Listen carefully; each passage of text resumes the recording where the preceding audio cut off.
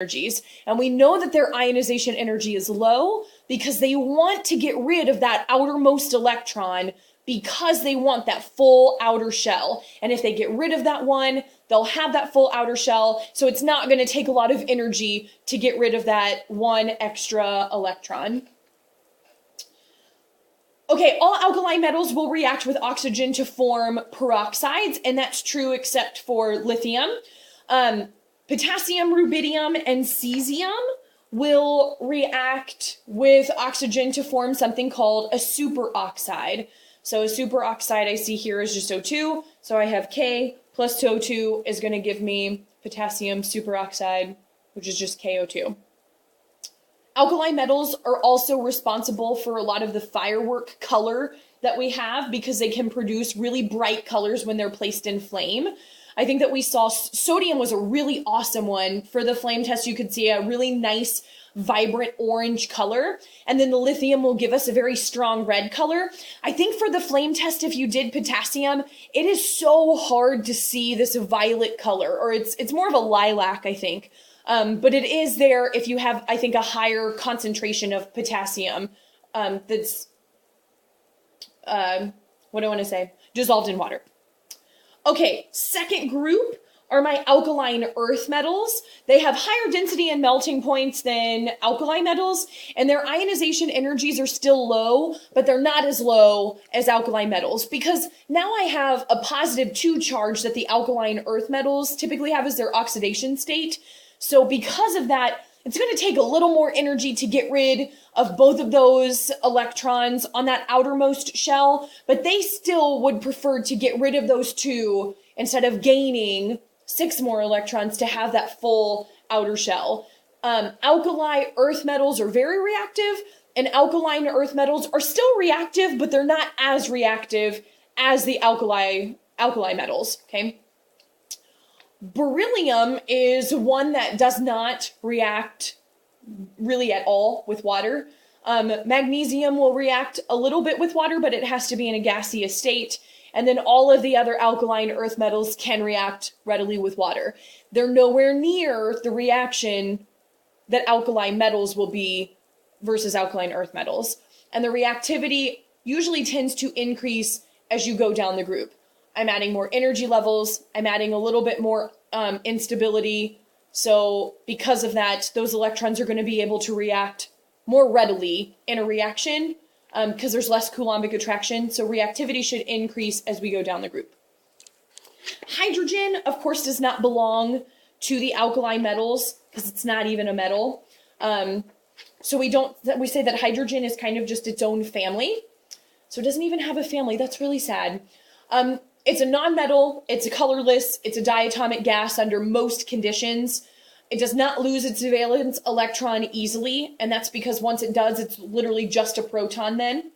In terms of reactivity, hydrogen has a lot more in common with the halogens than it does necessarily with alkali metals, but it's placed where it is because it does have that one valence electron, which will allow it to act more like alkali metals in terms of just its valence electrons, but actual like chemical physical properties, it will act more like a halogen.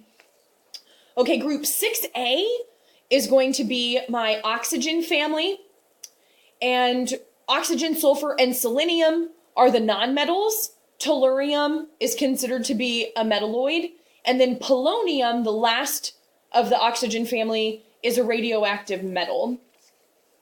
And we can see here that melting points will kind of differ here. Oxygen has a really low melting point, and we see that there's really no trend in melting point here because I have it's starting to increase as I go down, but then polonium kind of throws that off. If I look at density, I see the density is increasing as I move down the column. I should see the same thing with atomic radius. Those are getting larger, so on and so forth. If we specifically look here at sulfur, sulfur is such an important element on the periodic table for us. We say that sulfur is a weaker oxidizer than oxygen, but it does have a tendency to gain electrons from other elements because it's really good at forming sulfides. So sulfide meaning my S with a -2 charge. It exists in so many different forms. Allotropic form just means that I have sulfur in elemental form, so I have nothing but sulfur, but some, like how many sulfurs I have will differ. So the most stable allotrope is S8, which is a ringed molecule, so I see that up here. There's another one that's S4, which is just a long chain of sulfur. There's also S2. So there's several different forms of sulfur. It could be a diatomic. I could have it as a chain of 4. It could be a ringed molecule as S8. And when I say allotropic, it's all the same element. It's all sulfur. Just the way that they're bonded is going to be a little bit different. Okay. Halogens, 7A. So if I'm talking about the halogens, we know that they are nonmetals. We know that they can exist in diatomics. And ultimately, this comes from a Greek word that means salt formers. So the halogens love to interact with alkali metals because when the alkali metals and halogens bond together, we usually get salts. Melting points and boiling points will increase with atomic number. So as I move down a column of the halogens, I see that melting point should increase. Boiling point will be the exact same way. Fluorine and chlorine are gases at room temperature. We know that chlorine is incredibly toxic, an incredibly toxic yellow gas at room temperature, so that's super dangerous to be around. Bromine is a liquid at room temperature, and then iodine is a solid at room temperature, and each of those then are diatomic.